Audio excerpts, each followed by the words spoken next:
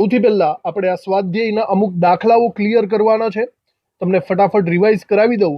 આપણી પાસે એક સૂત્ર હતું લેમ્બડાને related, lambda is equal to c upon mu, બરાબર. તરંગ લંબાઈ અને આવૃત્તિને એકબીજામાં ફેર કરી શકતા હતા. બીજું એક સૂત્ર હતું તરંગ સંખ્યાનું, જે છે 1 અપોન લેમ્બડા. તો આ સૂત્ર ઉપરથી આપણે દાખલાઓ ગણતા હતા. તો આ સ્વાધ્યાયનો 2.5 દાખલો ચલો આપણે ગણીએ.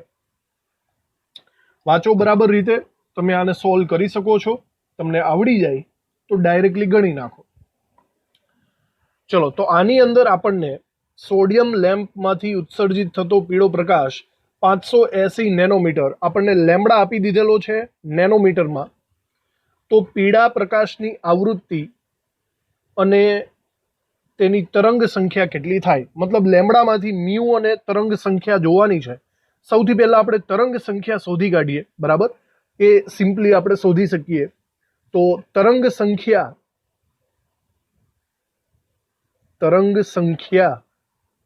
એટલે કે મ્યુ બાર નું સૂત્ર થાય છે 1 અપોન લેમ્બડા, બરાબર.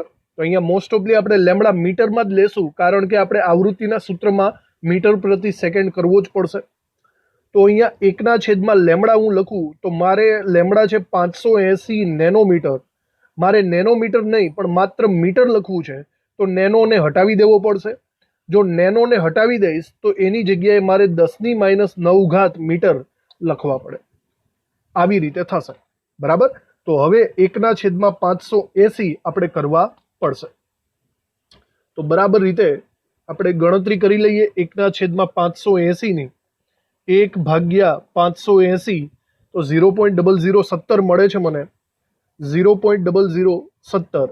10⁻9 જો ઉપર જશે તો 10⁻9 થશે. અને હજી બરાબર રીતે આને 1.7માં આપણે કન્વર્ટ કરીએ તો પોઈન્ટને જમણી બાજુ ખસેડવાનો, એટલે કે ઘાતાંક ઘટશે. હવે બરાબર રીતે જુઓ તો 3 પોઈન્ટ ખસે છે, એટલે કે 10⁻9 -3 કરવી પડે. 9 - 3 એટલે કે 6. આ થશે આપણી તરંગ સંખ્યા, જેનો યુનિટ આપણે 1/, મીટર લખી શકીએ છીએ, એટલે કે મીટર ઇન્વર્સ થશે. ચાલો, બરાબર. આ આપણો ફર્સ્ટ આન્સર મળી ગયો. હજી આપણે આગળ વિચાર કરીએ. તરંગ સંખ્યા સિવાય આપણે આવૃત્તિ પણ શોધવાની છે. તો હવે થોડીક આવૃત્તિને લગતી ગણતરી કરી લઈએ. આવૃત્તિનું સૂત્ર આપણે એવું લખી શકીએ છીએ mu is equal to c upon lambda, જ્યાં સી એટલે મીટર પ્રતિ સેકન્ડમાં લખવાનું છે, તો લેમ્બડા મીટરમાં લખવો પડશે. આવી ગણતરીઓ આગળ આપણે કરી જ ચૂક્યા છીએ. તો ચલો, સી નું મૂલ્ય, પ્રકાશની વેગ એ 3 × 10⁸ મીટર પ્રતિ સેકન્ડ થાય છે. તો લેમ્બડા તમે મીટરમાં મૂકજો. લેમ્બડા મીટરમાં અહીંયા છે જ આપણી પાસે 580 × 10⁻9. તો ફરીથી આપણે ભાગાકાર કરવો પડશે. 3/580 કરીએ આપણે તો મને મળે છે 0.0052. 0.0052 ગુણ્યા 10 હવે વિચારો -9 ઉપર જાય તો +9 બની જશે. 8 + 9, 8 + 9 એટલે કે 17 થશે. અને આ પોઈન્ટને તમે જમણી બાજુ પાછો ખસેડો. 3 પોઈન્ટ જમણી બાજુ એટલે કે 3 ઘાતાંક ઘટશે. 5.2 ગુણ્યા આ થઈ ગઈ 10⁻17 અને પાછી એમાંથી 3 ઘટે. 17 - 3 કેટલા થાય? 14. તો આ આપણી આવૃત્તિ આવશે. અને આ આવૃત્તિ મીટરને અનુલક્ષીને છે, એટલા માટે મીટર ઇન્વર્સ નહીં, આવૃત્તિનો યુનિટ થશે સેકન્ડ ઇન્વર્સ, અથવા તો પોપ્યુલર હર્ટ્ઝ જ લખી નાખો તો ચાલશે. હર્ટ્ઝ અથવા સેકન્ડ ઇન્વર્સ. યુનિટ ખાસ ધ્યાન રાખજો, કારણ કે એના બી માર્ક્સ કપાશે. તો આપણે આવી રીતે આવૃત્તિ અને તરંગ સંખ્યા બંને શોધી કાઢ્યું. સમજાણું? આ સૂત્રો જાણીતા છે તો દાખલા તો આવડી જ જશે આપણને. જુઓ એના પછીનો એક સવાલ. સ્વાધ્યાયનો આ છેલ્લો દાખલો છે, આ પેટર્ન વાઇઝ. તો બરાબર રીતે ગણી નાખો. તરંગ કે જેનો આવર્ત સમય, એક નવો આવ્યું છે ભાઈ, આવર્ત સમય આટલો છે, તેની તરંગ લંબાઈ, આવૃત્તિ અને તરંગ સંખ્યા આપણને ગણવાની કીધી છે, બરાબર. તો હવે આવર્ત સમય શું છે? હવે ચલો હું એમ કહું, મને નથી ખબર, ચલો જવા દો, પણ આપણે દિમાગ દોડાવી શકીએ. દિમાગ શું દોડાવવાનું છે, એનો એકમ શું છે, પકડો અહીંયાથી. એકમ સમજાણું? આનો એકમ શું આપ્યો છે? સેકન્ડ આપ્યો છે. હવે તમને બધાના એકમ ખબર જ છે. તરંગ લંબાઈને આપણે મીટરમાં લઈએ છીએ, આવૃત્તિને હર્ટ્ઝમાં લઈએ છીએ. યાદ કરો, હર્ટ્ઝને આપણે બીજું શેના દ્વારા દર્શાવી શકીએ? યાદ આવ્યું? સેકન્ડ ઇનવર્સ દ્વારા. સમજાણું તમને? અને તરંગ સંખ્યા એટલે 1/, લેમડા એટલે 1/, મીટર ઇનવર્સ. જો એકમ બહુ કામના છે. તો જુઓ, તમે ડાયરેક્ટલી સેકન્ડમાંથી સેકન્ડ ઇનવર્સ ઉતારી શકો કે નહીં? મગજ દોડાયો તમે? સમજાણું? સેકન્ડમાંથી સેકન્ડ ઇનવર્સ તમને મળી જાય. એનો મતલબ એમ થયો કે આવૃત્તિ અને આવર્ત સમય એકબીજાના વ્યસ્ત પ્રમાણમાં છે ભાઈ. સમજાણું? આ સેકન્ડ તો આ સેકન્ડ ઇનવર્સ. આવી રીતે મગજ દોડાવીએ તો થાય. આવર્ત સમય, આ આપણું ઘરનું સૂત્ર બની ગયું. ચાલો લખી નાખીએ. આવૃત્તિ મ્યુ બરાબર 1/, આવર્ત સમય. આવર્ત સમય આપણી પાસે છે 2 × 10⁻10. તો જુઓ બરાબર, મ્યુ બરાબર 1/2, દેટ મીન્સ 0.5 બરાબર 10⁻10 ઉપર આવે તો +10. અને સરખી રીતે ફેરવીએ તો પોઈન્ટને એક પોઈન્ટ જમણી બાજુ જવું પડશે, એટલે કે ઘટશે. તો 5 × 10⁻1 9. સમજાણું? અને આનો એકમ શું થયો? સેકન્ડનું ઇનવર્સ, સેકન્ડ ઇનવર્સ. અને સેકન્ડ ઇનવર્સ એ જ આપણો શું થાય? હર્ટ્ઝ. તો બરાબર જુઓ, તમને એકમ ખબર હોય તો પણ તમને કેટલો ફાયદો થાય છે અહીંયા તમે સમજી શકો છો. સમજાણું? આવી રીતે આવૃત્તિ મળી ગઈ. ચલો, આવૃત્તિ મળી જાય તો એના ઉપરથી ઘણું બધું આપણને મળી જશે. આવૃત્તિ પરથી હું તરંગ લંબાઈ શોધી શકું છું. થાય કે નહીં? ચલો ગણીએ આપણે. આવૃત્તિ પરથી તરંગ લંબાઈ, આવૃત્તિ મ્યુ ઉપરથી તરંગ લંબાઈ, લેમડા = c/μ લખી શકું છું. સી જો મીટર પ્રતિ સેકન્ડમાં લખવું હોય તો 3 × 10 સોરી અહીંયા મ્યુ આવશે, 3 × 10⁸ મીટર પ્રતિ સેકન્ડ. અને પર સેકન્ડમાં એટલે કે હર્ટ્ઝની અંદર આપણને આ પણ આપેલું છે આવૃત્તિ, એટલે કે 5 × 10⁹. સમજાણું? આવી રીતે થશે તો આપણને લેમડા મળી હશે 3/5 કરવા પડે. 3/5 0.6. ચાલો ભાઈ, 0.6 × 10 વિચારો 9 ઉપર જાય -9 થશે. હે ને? તો 8 - 9 10⁸ એટલે કે 10⁻1 ગણાશે. જો 10⁻1 હોય તો હું એમ કહી શકું છું કે 0.06 અહીંયા મારે લખવા પડે. થાય કે નહીં? તો 0.06 અથવા તો સરખી રીતે પહેલી રીતના ગણીએ. ના ચાલશે. 6 × 10⁻2 કરો તોય કંઈ વાંધો નથી. અને આનો યુનિટ લેમડાનો મીટર આવશે, કારણ કે તમે અહીંયા મીટર પ્રતિ સેકન્ડનું સૂત્ર વાપર્યું છે એટલા માટે. તો આ લેમડા તમારો મળી ગયો 0.06 અથવા 6 × 10⁻2 મીટર. હજી ત્રીજી વાત આપણી બાકી છે.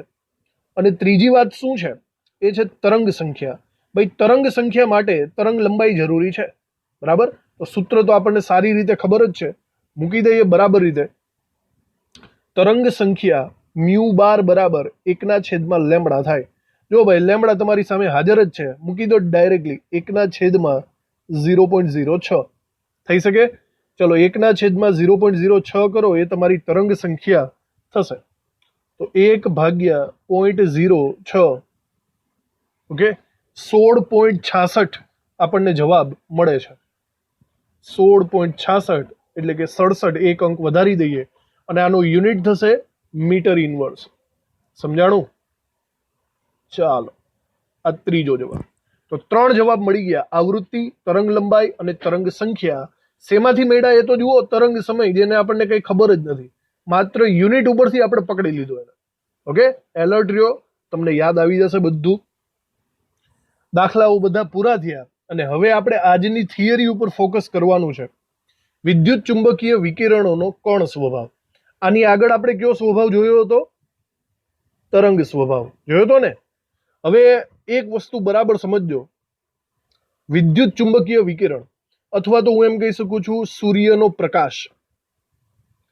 હવે પહેલાના જમાનામાં, વાત સાંભળજો, પહેલાના જમાનામાં એટલે કે 1800-1900ની સાલ આજુબાજુ વૈજ્ઞાનિકો ક્લાસિકલ ફિઝિક્સને સમજતા હતા. ક્લાસિકલ ફિઝિક્સનું પ્રભુત્વ વધારે હતું અને આ ક્લાસિકલ ફિઝિક્સ એ વિદ્યુત ચુંબકીય વિકિરણ અથવા તો સૂર્યનો પ્રકાશ એ તરંગ પ્રકૃતિ ધરાવે છે એના ઉપર વધારે માનતા હતા, આધારિત હતા. બરાબર. આ તરંગ પ્રકૃતિ એને આપણે વિવર્તન દ્વારા અને વ્યતિકરણ દ્વારા સમજી શકીએ. તમને આ શબ્દો જાણીતા હશે ફિઝિક્સની અંદર. વિવર્તન અને વ્યતિકરણ આ બંને ઘટનાઓ એવી છે જે સૂચવે છે કે સૂર્યનો પ્રકાશ એ એકચ્યુઅલી તરંગ સ્વભાવ ધરાવે છે. હવે આ વિવર્તન અને વ્યતિકરણ શું છે એ બરાબર રીતે પહેલા સમજી લો. ચલો સૌથી પહેલા વિચારો આપણે વ્યતિકરણની વાત કરીએ. વ્યતિકરણ એટલે આપણે એને નામ આપશું ઇન્ટરફેસ. આ દેખાય છે તે.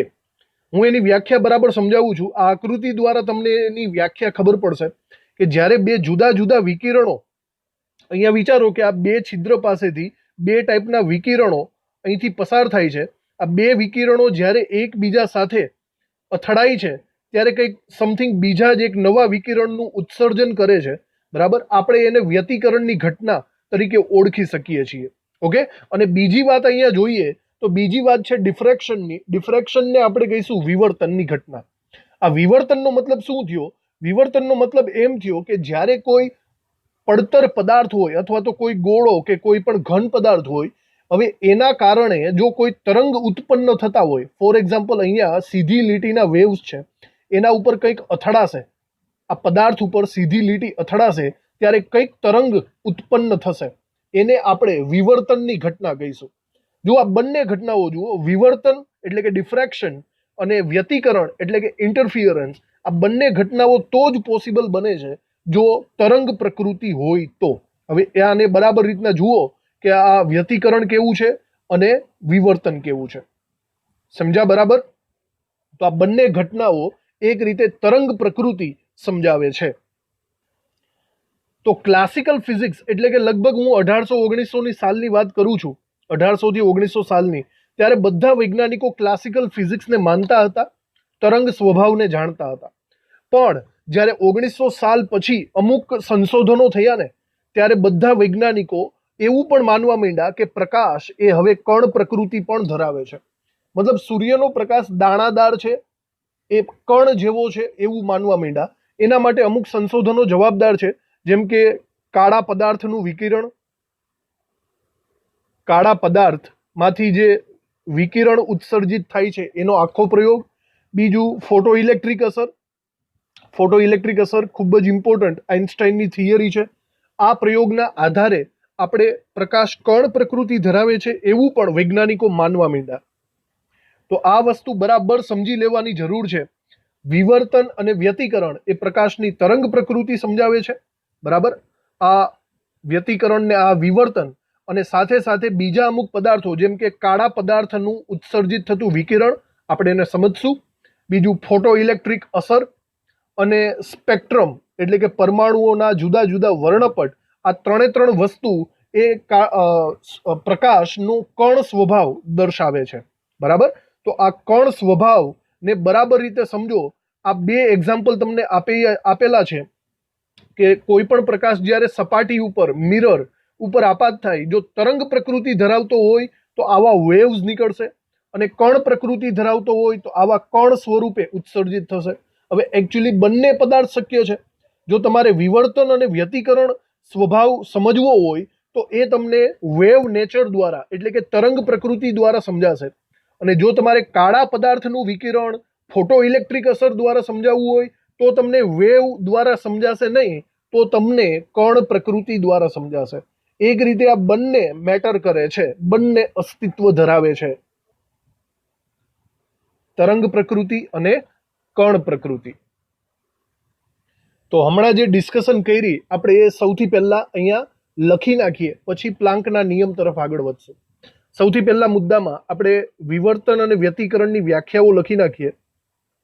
વિવર્તનની વ્યાખ્યા કંઈક આવી રીતે આપણે લખી શકીએ છીએ. વિવર્તન એટલે કોઈ પદાર્થ અથવા તો કોઈ નડતર પદાર્થના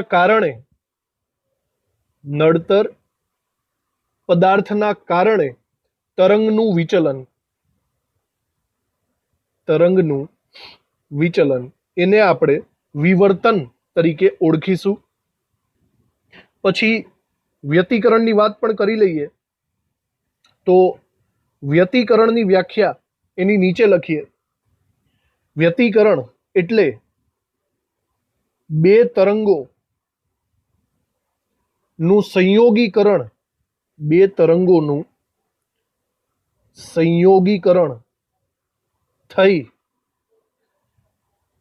એવું તરંગ ઉત્પન્ન થાય, એવું તરંગ ઉત્પન્ન થાય કે જે દરેક બિંદુએ બૈજિક અથવા સદિશ હોય. બૈજિક અને સદિશ એ તમે ફિઝિક્સમાં ગણો જ છો, સદિશના સરવાળા બાદબાકી, બરાબર, એ બધી બાબત હોય. તો આ વિવર્તન અને વ્યતિકરણની એક રીતના વ્યાખ્યા થઈ ગઈ. તો એ શબ્દોને રિલેટેડ આપણે વાતો કરવાની છે, એટલે તમને મનમાં ડાઉટ ન રહે. ચલો નીચે નવા મુદ્દાની અંદર આપણે બીજી વસ્તુઓ લખીએ.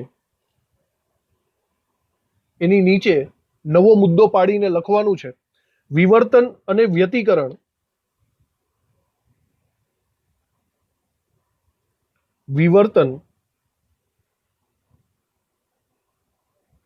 વ્યતિકરણ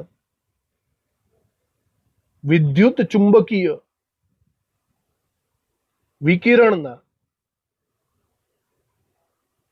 તરંગ સ્વભાવથી સમજાવી શકાય છે. તરંગ સ્વભાવ એના ઉપર હાઇલાઇટ કર્યું છે, થી સમજાવી શકાય છે. પરંતુ વિવર્તન અને વ્યતિકરણને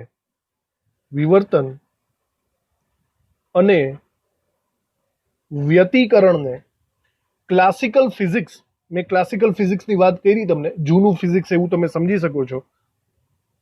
ક્લાસિકલ આપણી ટેક્સ્ટબુકમાં આ ફિઝિક્સને કંઈક ચીડ સંમત ફિઝિક્સ કીધું છે, બરાબર. એ બહુ મગજમારીમાં ન પડવું, એના કરતાં ક્લાસિકલ ભૌતિક વિજ્ઞાન યાદ રાખવું.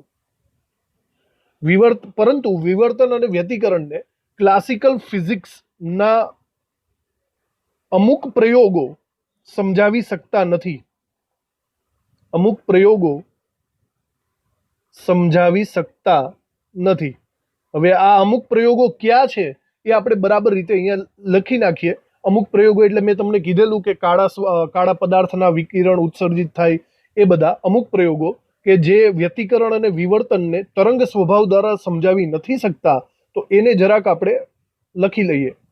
એનું પહેલું થશે પ્રયોગો ગરમ કાળા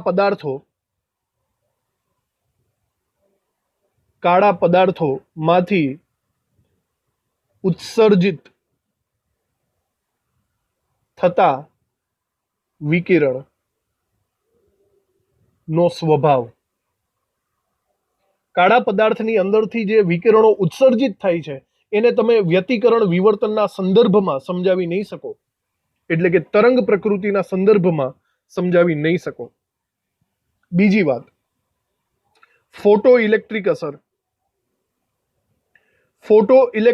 અસર એ પ્રકાશની કણ પ્રકૃતિ દર્શાવે છે, એને તમે તરંગ પ્રકૃતિના સંદર્ભમાં સમજાવી નહીં શકો. આ ફોટો ઇલેક્ટ્રિક અસર શું છે એ આગળ આપણે આખી સમજવાના છે, પણ એને શોર્ટમાં અહીંયા નીચે લખી નાખીએ. ધાતુની સપાટી પર વિકિરણ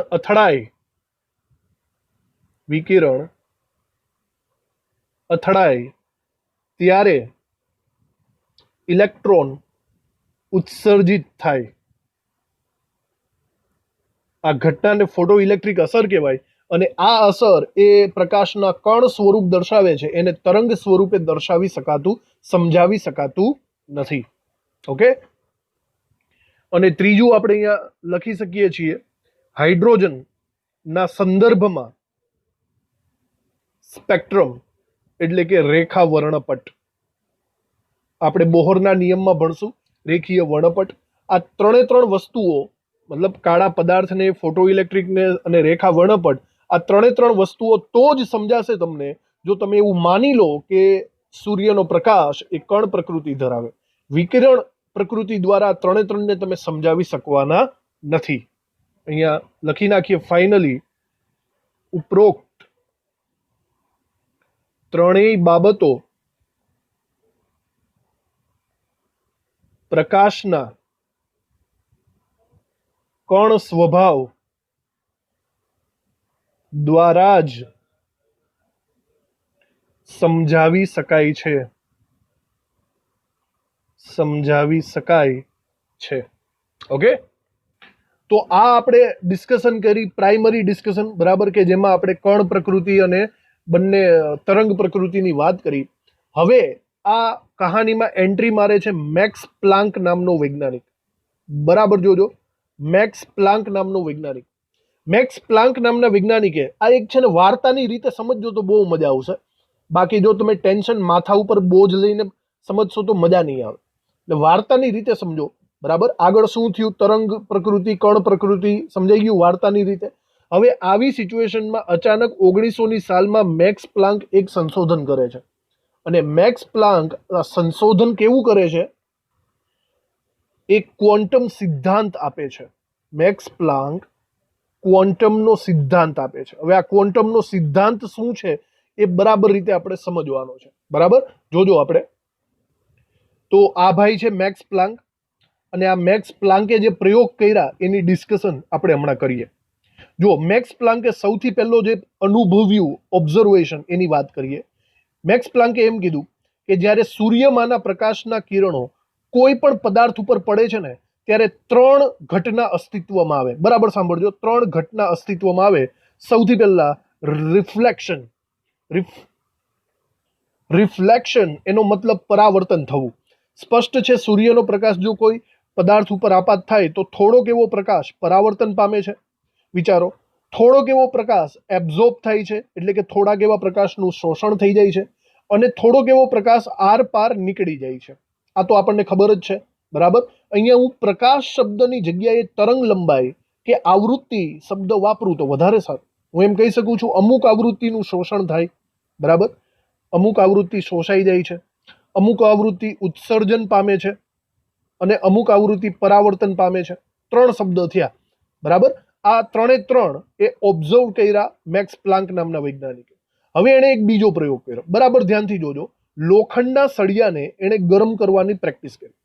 લોખંડના સળિયાને ગરમ કર્યો. જો લોખંડના સળિયાને એણે ગરમ કરશો તો શું થાય?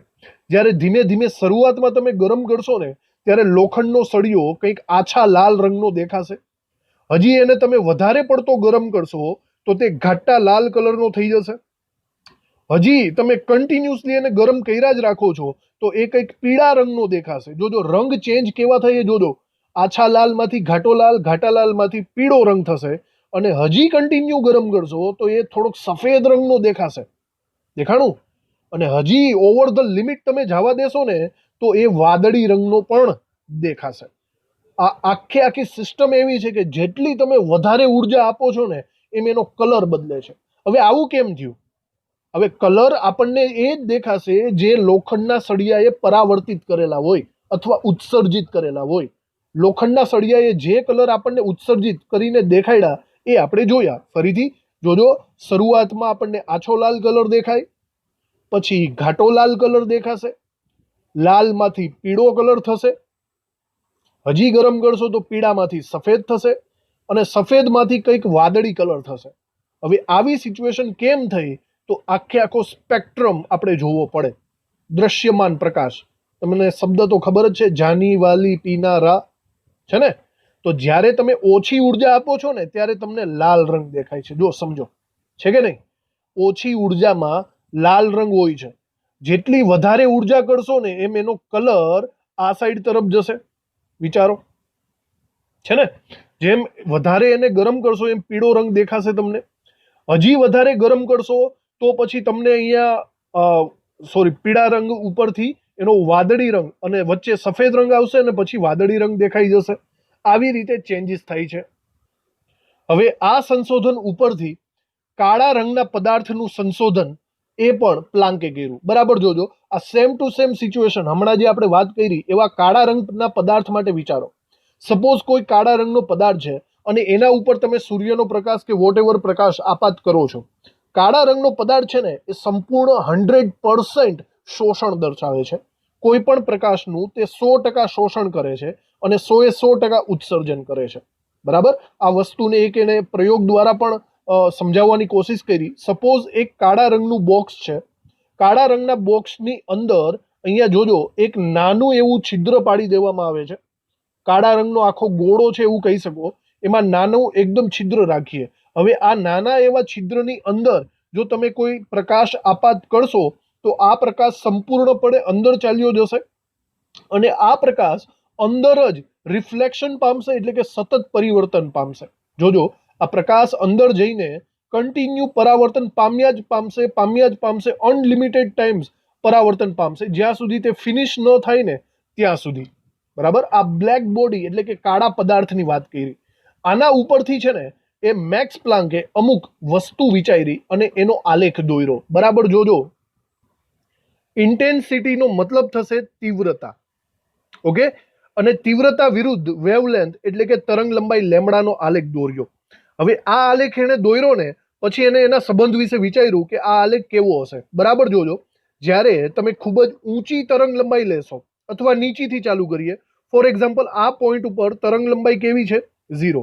જ્યારે તમે તરંગ લંબાઈ વધારવા તરફ જશો, મતલબ કે જેમ જેમ તરંગ લંબાઈ વધારશો એમ તમારો આલેખ ઉપર તરફ ખસે છે. એનો મતલબ એમ થયો કે તરંગ લંબાઈ જેમ જેમ વધશે એમ તેની તીવ્રતા પણ વધતી જશે. તીવ્રતા એટલે એકદમ ઇન્ટેન્સિટી, જે આરપાર. હું તમને તીવ્રતાનું એક્ઝામ્પલ આપું. ફોર એક્ઝામ્પલ વિચારો, એક્સરે વિકિરણોની તીવ્રતા, ગેમા વિકિરણોની તીવ્રતા કેવી હોય ખબર છે ને? એક્સરે શરીરની આરપાર થઈ જાય તો એની તીવ્રતા એકદમ હાઈ લેવલની હોય. સમજી શકાય છે? તો અહીંયા વસ્તુ એવી છે, બરાબર સમજો, કે જેમ જેમ તમારી વેવલેન્થ એટલે કે તરંગ લંબાઈ વધતી જાય છે એમ એમ તમારી તીવ્રતા વધતી જાય છે અને એક તબક્કો એવો આવશે કે જ્યારે તમારી તીવ્રતા ઇન્ટેન્સિટી મેક્સિમમ થઈ જશે. બરાબર. તો અમુક વેવલેન્થ સુધી તીવ્રતા વધે છે અને પછી જ્યારે વધારે પડતો વેવલેન્થ તમે વધારશો તો પછી તીવ્રતા એકદમ વધશે નહીં. ત્યારબાદ આ તીવ્રતા ઘટતી જશે, નીચેની તરફ આવશે, તીવ્રતા ઘટશે. તો એક રીતના ઇન્ટેન્સિટી, તીવ્રતા અને વેવલેન્થ એકબીજાના સમપ્રમાણમાં અને વ્યસ્ત પ્રમાણમાં બંને ટાઈપના સંબંધો દર્શાવે છે. શરૂઆતમાં વેવલેન્થ વધારતા તીવ્રતા વધે છે અને અમુક હાઈ લેવલ સુધી પહોંચ્યા બાદ તીવ્રતા ઘટતી જાય છે. સમજાણું તમને?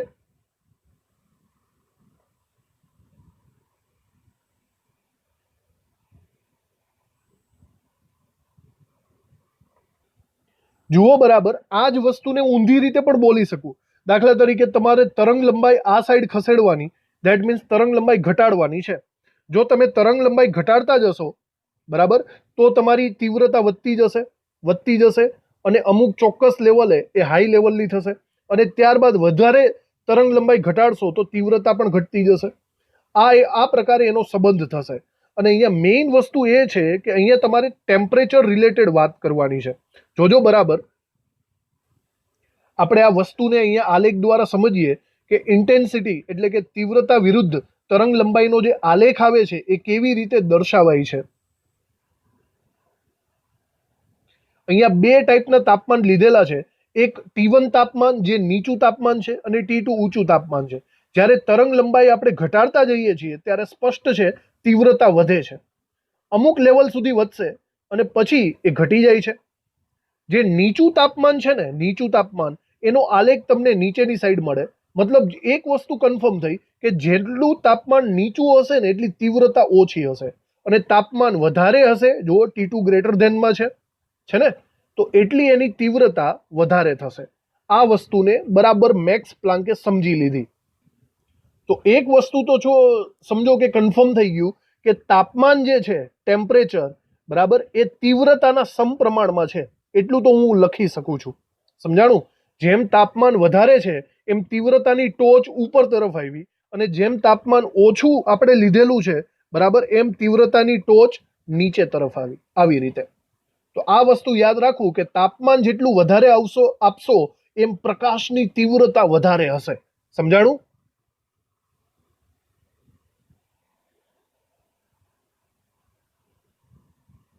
હવે આ બધા પ્રયોગો ઉપરથી એકચ્યુઅલી ફૂલ ફોર્મ સાબિત શું થાય છે? આ બધા પ્રયોગ ઉપરથી મેક્સ પ્લાન્કે એક વસ્તુ કીધી અને એ કીધી ક્વોન્ટમ. શબ્દ બરાબર યાદ રાખજો, ક્વોન્ટમ. આ શબ્દ આપ્યો મેક્સ પ્લાન્કે અને એનો મતલબ એમ થાય છે કે કોઈ પણ પદાર્થ ઉપર તમે જ્યારે વિકિરણ ઉર્જા આપાત કરો છો તો તે પદાર્થ કટકે કટકે એ ઉર્જાને સ્વીકારે છે. સાંભળજો, કટકે કટકે જથ્થામાં ઉર્જાને સ્વીકારે છે અથવા શોષણ કરે છે. એ કન્ટિન્યુઅસલી, આ દેખાય છે, આ કન્ટિન્યુઅસલી ઉર્જાનું શોષણ નહીં કરે. એ કટકે કટકે મતલબ પહેલા થોડોક એવું શોષણ કરશે, પછી થોડોક ટાઈમ ચાલ્યો જશે, ત્યારબાદ પાછું થોડુંક શોષણ કરશે, પાછો થોડોક ટાઈમ ચાલ્યો જશે. કટકે કટકે ઉર્જાનું શોષણ અને ઉર્જાનું ઉત્સર્જન કરશે. આ જે જથ્થામાં ટુકડે ટુકડે જથ્થામાં ઉત્સર્જન થયું ને, આને નામ આપ્યું ટુકડાને ક્વોન્ટમ. તો ક્વોન્ટમ એટલે એક રીતના પેકેટ્સ ઓફ એનર્જી, અહીંયા દેખાય છે એ રીતે પેકેટ્સ ઓફ એનર્જી એટલે કે ઉર્જાનું એક જથ્થો, એને આપણે ક્વોન્ટમ કહી શકીએ છીએ. ઓકે, તો આ સિમ્પલ એવું લોજિક એ પ્લાન્કે આપ્યું, એના કારણે આ બધા પ્રયોગો શક્ય બન્યા એવું હું કહી શકું છું. ઓકે, ક્વોન્ટમ જો અહીંયા દર્શાવ્યું છે એ રીતે કટકે કટકે આપણે ઉર્જાને સમજવાની છે. શબ્દ આપ્યો છે ક્વોન્ટા, જેને ગુજરાતીમાં આપણે ક્વોન્ટમ તરીકે પણ ઓળખીશું. એનો મતલબ જોજો બરાબર. આપણે તત્વ રચનામાં આપણે સમજવાની કોશિશ કરીએ. દાખલા તરીકે નોર્મલી કોઈ પણ ઇલેક્ટ્રોન જ્યારે પ્રથમ કક્ષામાં ફરતો હોય એને તમે ટુકડે ટુકડે ઉર્જા આપશો ને તો તે ઉર્જાનું શોષણ થોડા થોડા પ્રમાણમાં કરશે અને પોતાની કક્ષા બદલશે. એક સાથે કન્ટિન્યુ ઇલેક્ટ્રોન ઉર્જાનું શોષણ નહીં કરે, થોડીક થોડીક જથ્થાની અંદર ઉર્જાનું શોષણ કરશે. બરાબર. એક જો બીજી વસ્તુ પણ કહું કે કન્ટિન્યુ તમે ઉર્જા આપશો ને તો ઇલેક્ટ્રોન કન્ટિન્યુઅસલી ઉર્જા આવી રીતે નહીં સ્વીકારે. સમજાણું તમને? આ કન્ટિન્યુ ઉર્જા નહીં સ્વીકારે, તે કટકે કટકે અહીંયા જેવું દર્શાવ્યું છે ટુકડે ટુકડે પેકેટ્સ ઓફ એનર્જીમાં ઉર્જાનું શોષણ કરશે. તો આ લોજિક આખે આખું આપ્યું છે મેક્સ પ્લાન્ક નામના વૈજ્ઞાનિકે, અને એના ઉપરથી આ લોજિક ઉપરથી એણે એક સૂત્ર પણ આપ્યું. આ સૂત્ર હતું E is proportional two mu. ઉર્જા એ આવૃત્તિના સમપ્રમાણમાં હોય છે, આવું એક સૂત્ર એ પ્લાન્કે આપ્યું. અહીંયા સમપ્રમાણતાની નિશાની જો દૂર કરવામાં આવે, બરાબર, તો મારે કોઈ અચળાંક મૂકવો પડે. અહીંયા ખૂબ જ પોપ્યુલર એવો અચળાંક આપણી પાસે આવી જાય છે અને એ અચળાંકનું નામ છે એચ. એચને આપણે પ્લાન્ક અચળાંક એવું નામ આપવાનું છે, પ્લાન્ક અચળાંક. અને આ પ્લાન્ક અચળાંકની વેલ્યુ હંમેશા અચળ હોય છે. એની વેલ્યુ એ આપણે અહીંયા લખીએ 6.626 ગુણ્યા 10⁻⁻34 જૂલ ઇન્ટુ સેકન્ડ એની ઉર્જા હોય છે. અને આનો ઉપયોગ આપણે ઘણા બધા દાખલાઓમાં કરવાનો છે. તો આ સૂત્રને બરાબર રીતે સમજી લ્યો. આ સૂત્ર આપણને ખૂબ જ કામમાં લાગવાનું છે.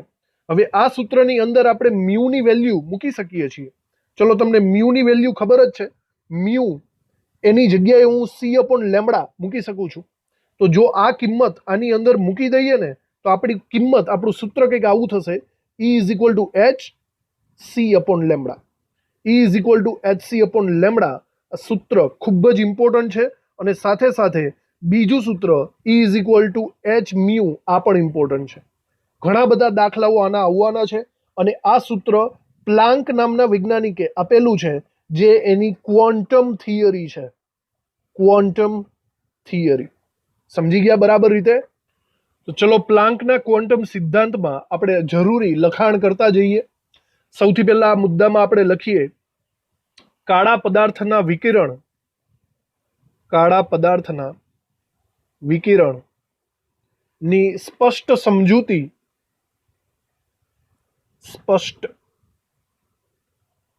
સમજૂતી ઈસવીસન 1900 મેક્સ પ્લાન્કે આપી.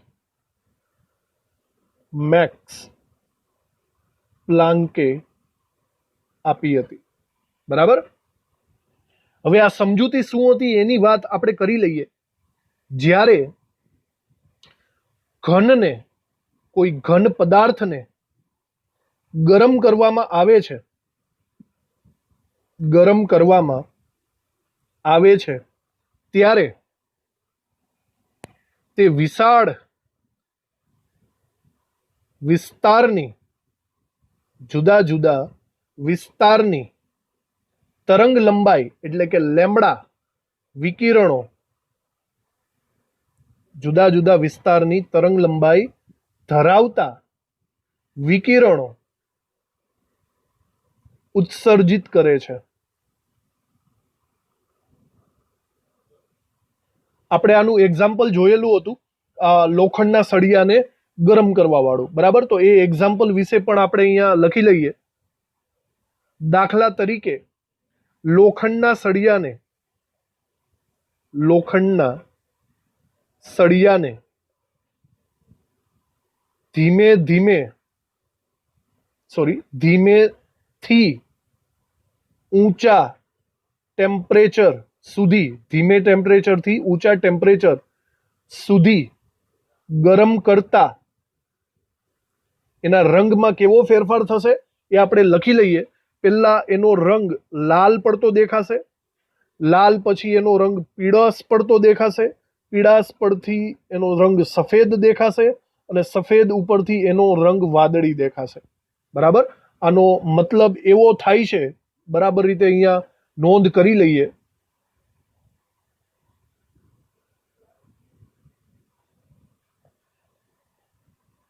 આનો મતલબ એવો થાય છે કે જેમ જેમ તમે લાલ રંગથી વાદળી રંગ તરફ જાઓ છો ને એમ એમ એનો આવૃત્તિ એટલે કે મ્યુ વધે છે. કહેવાનો મતલબ, જો તમે ટેમ્પરેચર વધારશો, ટેમ્પરેચરમાં વધારો કરવામાં આવે તો તેની આવૃત્તિમાં શું થશે? વધારો થશે. એવી રીતે ઉત્સર્જન થવાનું છે, આવૃત્તિ વધે છે. આવી રીતે આપણે અહીંયા લખી નાખ્યું. હવે આપણે નવા મુદ્દાની અંદર કાળા પદાર્થની આપણે વર્ણન કરીએ. આદર્શ પદાર્થ, કોઈ પણ આદર્શ પદાર્થ કે જે બધી જ આવૃત્તિઓનું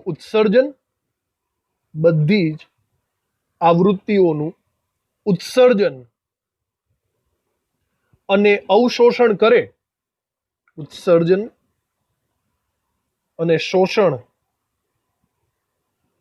કરે તે પદાર્થ, મતલબ તેને કાળો પદાર્થ કહે છે. કાળો પદાર્થ કહે છે જે બધી જ તરંગ લંબાઈ, બધી જ આવૃત્તિઓનું શોષણ પણ કરે અને ઉત્સર્જન પણ કરે, એને આપણે કાળો પદાર્થ કહે છે. આવા કાળા પદાર્થ માંથી ઉત્સર્જિત થતા વિકિરણને કાળા પદાર્થનું વિકિરણ કહે છે. કાળા પદાર્થનું વિકિરણ કહે છે. ઓકે, આની ડિસ્કસ આપણે ડિટેલમાં કરેલી જ છે, લખવાની અહીંયા નથી, ટેક્સ્ટબુકમાં લખેલું નથી એ. હવે આના પછી આપણે આલેખની ચર્ચા કરી લઈએ. તીવ્રતા વિરુદ્ધ તરંગ લંબાઈના આલેખમાં તીવ્રતા વિરુદ્ધ તરંગ લંબાઈ, આની અંદર જે તીવ્રતા છે તે ઉત્સર્જિત વિકિરણની તીવ્રતા છે. ઉત્સર્જિત વિકિરણની તીવ્રતા અને તરંગ લંબાઈ નો આલેખ બે જુદા તાપમાને નીચે દર્શાવેલ છે. આપણે બે જુદા જુદા ટેમ્પરેચર લેવાના છે. એની અંદર એક ટેમ્પરેચરને T1 ને આપણે નાનું ટેમ્પરેચર રાખશું અને T2 ટેમ્પરેચરને મોટું ટેમ્પરેચર રાખશું. તો આ આલેખ જો આપણે અહીંયા બરાબર રીતે ડ્રો કરી લઈએ, એક્સ અક્ષ અને વાય અક્ષ પ્રમાણે આવી રીતે દોરી નાખીએ, બરાબર. અહીંયા આપણે રાખશું વાય અક્ષ ઉપર તીવ્રતા અને આ બાજુ એક્સ અક્ષ ઉપર તરંગ લંબાઈ. તો આના આલેખ આપણને કંઈક આવી રીતે મળતા હતા. ઓકે, નીચા તાપમાન વાળો આલેખ જે હતો એ નીચા તાપમાન વાળો આલેખ કંઈક આવી રીતે મળે છે અને ઊંચા તાપમાન વાળો આલેખ કંઈક આવી રીતે મળે છે, બરાબર. બંનેના પીક પોઈન્ટ અલગ અલગ છે. આ T2 ટેમ્પરેચર છે અને નીચેનો આલેખ એ T1 ટેમ્પરેચર દર્શાવે છે. આ આલેખને રિલેટેડ એક વાક્ય લખી નાખીએ. આલેખ પરથી એવું આપણે કહી શકીએ છીએ કે આપેલ તાપમાને, કોઈ પણ તાપમાન હોય એ તાપમાને ઉત્સર્જિત વિકિરણની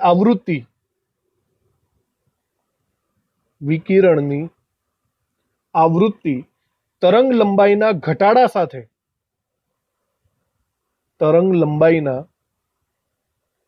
ઘટાડા સાથે મહત્તમ થાય છે, વધે છે અને ત્યાંથી મહત્તમ થાય છે. ત્યારબાદ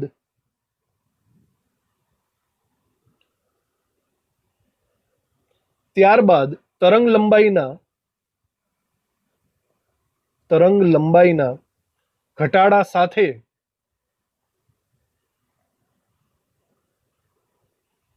ઘટવાનું શરૂ થાય છે. હમણાં આની ડિસ્કસ આપણે કરી જ ગયા છીએ. આ તરંગ લંબાઈની જેમ જેમ આપણે ઘટાડો દર્શાવશું, આ બાજુ જશું એટલે પહેલા એ વધતું જાય છે, ઉપર તરફ જાય છે, મેક્સિમમ બને છે અને પછી એ નીચે તરફ ડાઉન થવા માંડે છે. ઓકે, આ વસ્તુ આપણે સમજેલી જ છે હમણાં. આલેખ ઉપરથી આપણને જે બીજી વાત જોવા મળે છે એ પણ અહીંયા લખી નાખીએ. આલેખ પરથી આપણને જે બીજી વાત જોવા મળે છે એ છે કે જો તમે ટેમ્પરેચર વધારે રાખશો તો તમને તીવ્રતા વધારે મળશે અને સાથે સાથે એની તરંગ લંબાઈ ઓછી મળશે. બરાબર જોજો, કમ્પેરિઝન વાઇઝ આ તીવ્રતા વધારે ક્યારે છે? ટેમ્પરેચર એનું વધારે છે T2 ત્યારે, અને આ દરમિયાન એની તરંગ લંબાઈ પણ ઓછી છે. જુઓ, T1 ની હાઈએસ્ટ તરંગ લંબાઈ આ સાઈડ છે, વધારે છે, અને આ સાઈડ તરંગ લંબાઈ એની ઓછી થઈ ગઈ. એ રીતે પણ આપણે સમજાવી શકીએ છીએ. અને આનાથી ઊંધું કે જો ટેમ્પરેચર ઓછું હોય તો હું એમ કહી શકું છું કે એની તીવ્રતા ઓછી હશે, એનું ઉલટું એનો લેમ્બડા તરંગ લંબાઈ વધારે હશે. ઓકે, મેક્સિમમ તીવ્રતાની આપણે વાત કરીએ છીએ, મેક્સિમમ તીવ્રતાની. અને નીચે આપણે મેઇન પોઈન્ટ લખીએ કે ઉપરોક્ત બધી બાબતો વિદ્યુત ચુંબકીય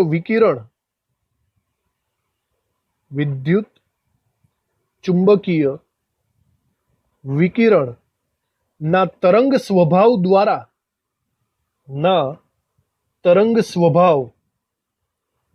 દ્વારા સમજાવી શકાતું નથી.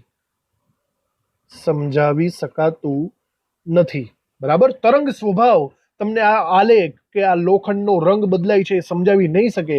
એ માત્ર સમજાવી શકશે કણ પ્રકૃતિ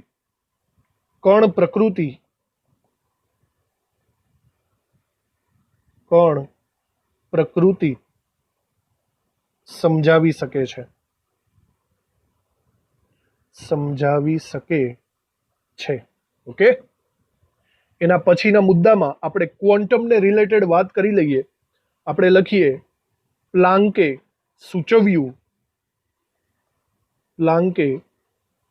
સૂચવ્યું કે પરમાણુ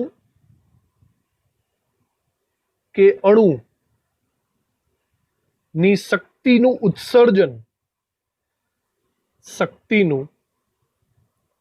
ઉત્સર્જન કે અવશોષણ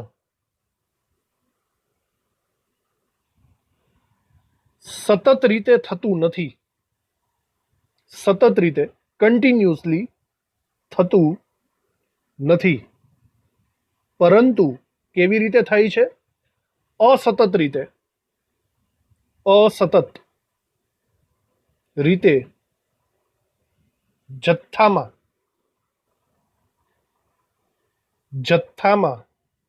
થાય છે.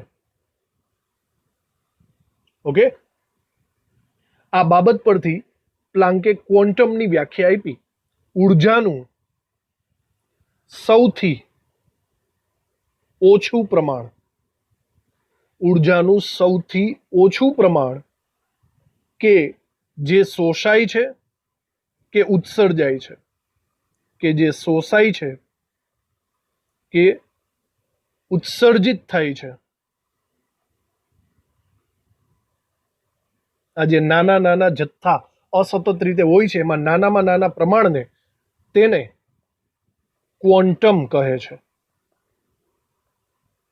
ક્વોન્ટમ કહે છે. શબ્દ બરાબર યાદ રાખવો. આ ક્વોન્ટમ ઉપરથી એનું સૂત્ર આપણે લખવાનું છે. વિકિરણ ના ક્વોન્ટમની ઉર્જા ના એક ક્વોન્ટમ ની ઉર્જા, સપોઝ આપણે એને ઈ નામ આપીએ, તેની આવૃત્તિના સમપ્રમાણમાં હોય છે. તેની આવૃત્તિ એટલે કે મ્યુ ના સમપ્રમાણમાં હોય છે. બરાબર. એને આપણે લખવું હોય તો આવી રીતે લખી શકીએ છીએ. ઈ ચલે છે મ્યુ. અહીંયા સમપ્રમાણતાની નિશાની જો આપણે દૂર કરીએ તો મેં આપણે લખાવેલું છે E is equal two H mu લખી શકાય, જ્યાં એચ એટલે આપણે લખી શકીએ છીએ પ્લાન્ક અચળાંક. અને આ પ્લાન્ક અચળાંકને તમારે બરાબર રીતે યાદ રાખવાનો છે. આ કોન્સ્ટન્ટ વેલ્યુ છે 6.626 ગુણ્યા 10⁻³ અને એકમ થાય છે જૂલ ઇન્ટુ સેકન્ડ. ઓકે. આ સૂત્રની સાથે સાથે જો અહીંયા મ્યુની વેલ્યુ આપણે મૂકી દઈએ તો E is equal two hc/λ. આ પણ સૂત્ર ઇમ્પોર્ટન્ટ બને છે. બંને સૂત્રને ખાસ યાદ રાખવાના છે. તમને આગળ આવવાના જ છે. યાદ આવશે ત્યારે આપણે દાખલાઓ ગણશું ત્યારે આપણે યાદ રાખવાનું છે. આની સાથે સાથે હું તમને એક વાત કરી દઉં. આ જે ઉર્જા છે ને, ઉર્જા એ આપણે એક ક્વોન્ટમની લીધેલી છે. બરાબર ધ્યાન રાખજો. આ ઉર્જાને એક ક્વોન્ટમની લીધેલી છે. સપોઝ હું અહીંયા 1 મોલ ક્વોન્ટમ લઈ લઉં. કેટલા? 1 મોલ ક્વોન્ટમ લઈ લઉં તો એની ઉર્જાને, 1 મોલ ક્વોન્ટમ ની ઉર્જાને હું n ઇન્ટુ ઈ લખી શકું. n એટલે એવોગેડ્રો આપણે લખી શકીએ ને, એવોગેડ્રો અચળાંક. તો એવોગેડ્રો અચળાંક ઇન્ટુ ઈ, હું એને શોર્ટ ફોર્મમાં n લખું છું. n ઇન્ટુ ઈ લખી શકું છું. એને આપણે એક આઇન્સ્ટાઈન તરીકે ઓળખીશું. એક આઇન્સ્ટાઈન શબ્દ યાદ રાખજો. એક આઇન્સ્ટાઈન એટલે શું? 1 મોલ ક્વોન્ટમની ઉર્જા. અને માત્ર ઈ એટલે એક ક્વોન્ટમની ઉર્જા. ઓકે. તો જો તમારે આ સૂત્રની અંદર મોડિફિકેશન કરવું હોય, મતલબ આ સૂત્ર ઈ છે એમાં તમારે n ઈ લખવો હોય તો સીધી વાત છે. જો તમે અહીંયા એવોગેડ્રો વડે ગુણાકાર કરો તો આ સાઈડ પણ એવોગેડ્રો વડે ગુણાકાર બંને સાઈડ કરવો પડશે. સમજાણું તમને? તો n ઈ એક આઇન્સ્ટાઈનનું મૂલ્ય થશે nhc/λ. સિમ્પલ છે. બંને સાઈડ એક એક એવોગેડ્રો વડે ગુણાકાર કરી દેવાનો. આને આપણે એક આઇન્સ્ટાઈન એવું બોલી શકીએ છીએ. તો આ સૂત્ર પણ લખી નાખજો સાથે સાથે, કામની વસ્તુ છે. તો આવી રીતે આજનો આખો લેક્ચર અહીંયા પ્લાન્કના ક્વોન્ટમ સિદ્ધાંત ઉપર આખો થઈ ગયો. નેક્સ્ટ વાત આપણે આઇન્સ્ટાઈનની ફોટો